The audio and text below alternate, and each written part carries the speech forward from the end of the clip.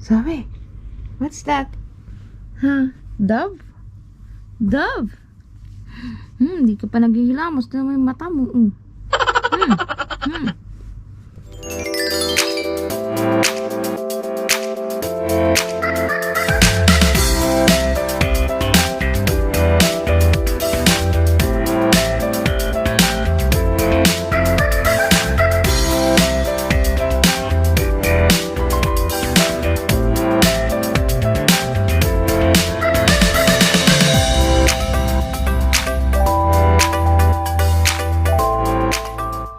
Good morning, good morning, good morning.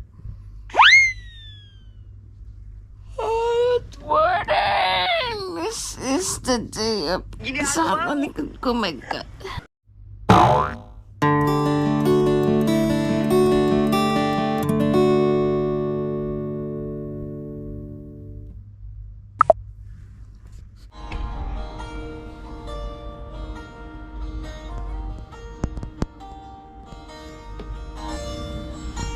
Scrolling through my cell phone for the 20th time today. Reading the text you sent me again. Whatever I said away.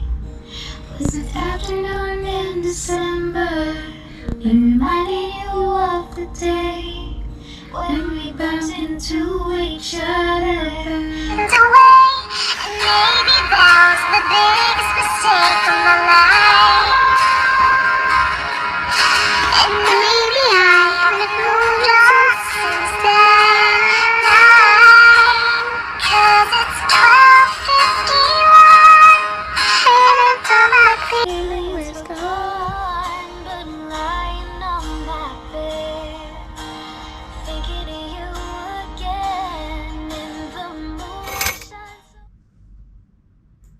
Shouldn't have thought this would last. And maybe that was the biggest mistake of my life. And maybe I haven't moved on since then. Now it's so. Sabi, what's that? Huh? Dove? Dove? Hindi ka pa naghihilamos na may mata mo.